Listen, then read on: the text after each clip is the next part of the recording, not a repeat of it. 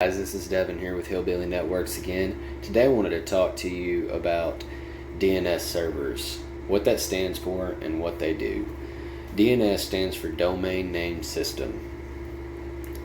So if you're looking at what is a DNS server, that is a server that keeps up with domain names versus their IP addresses.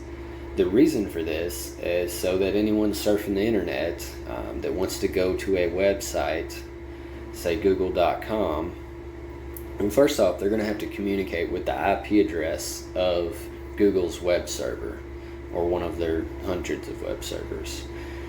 And in order to do that, you would have to have that IP address memorized if DNS servers didn't exist. But because they exist, all you've got to know is google.com.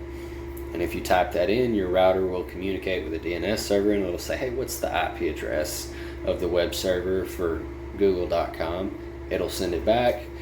Your router now has a path to be able to communicate to google.com. It now knows the IP address.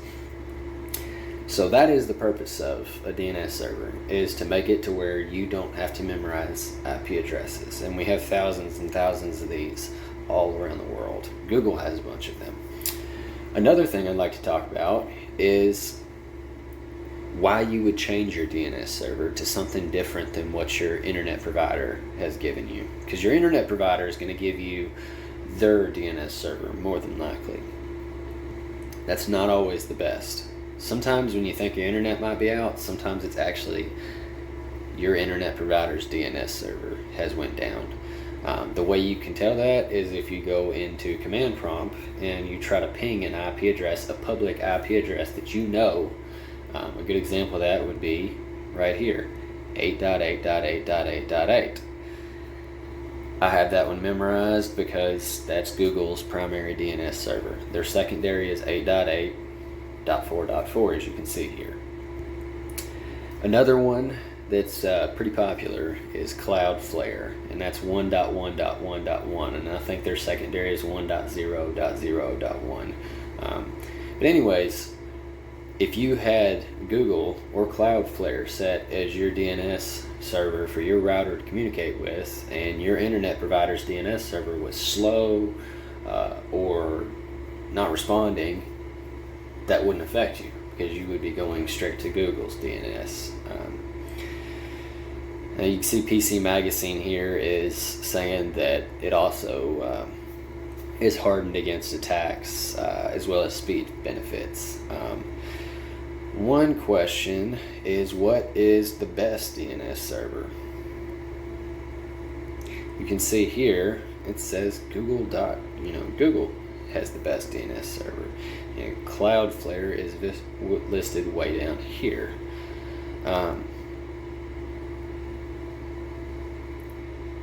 Let's see here.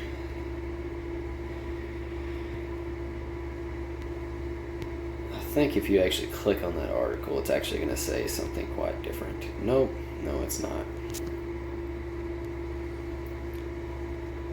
That's from livewire.com, and that kind of makes me wonder because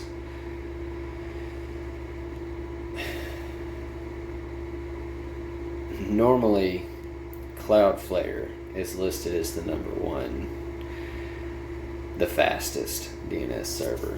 Let's actually type that in up here.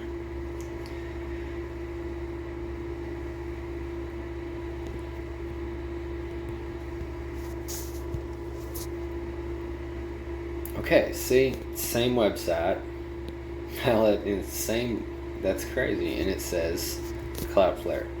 Okay, so that's what I've always, been told, is that Cloudflare is the best in terms of speed.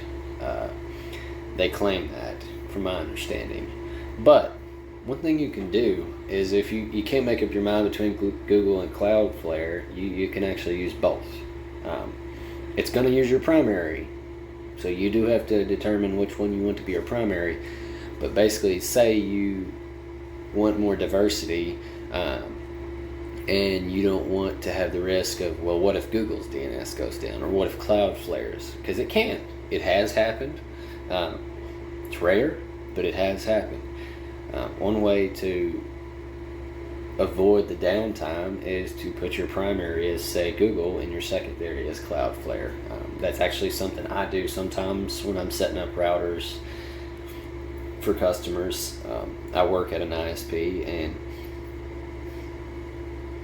I usually program 2 different ones into somebody's router to give them 2 different diverse paths to a DNS, and not have to worry about what if Google has some massive issue. Well, now none of my customers can surf the internet. What if Cloudflare, so on and so forth. We also have our own DNSs, but if you do a little bit of research on DNSs, you'll find that Google and Cloudflare are very fast, and there's tons of them. So there's a big reliability aspect there. But anyways, if you have any questions, feel free to leave them in the comments. And if you want to see videos about anything, please comment and let me know. I'm trying to do more networking videos. I'm going to try to explain some things like DHCP, explain some different troubleshooting tools in command prompt, IP config, ping, trace routes, some different things like that, what you would use those for and how to use them. But again, if you have any questions, please leave them in the comments. Thanks, guys.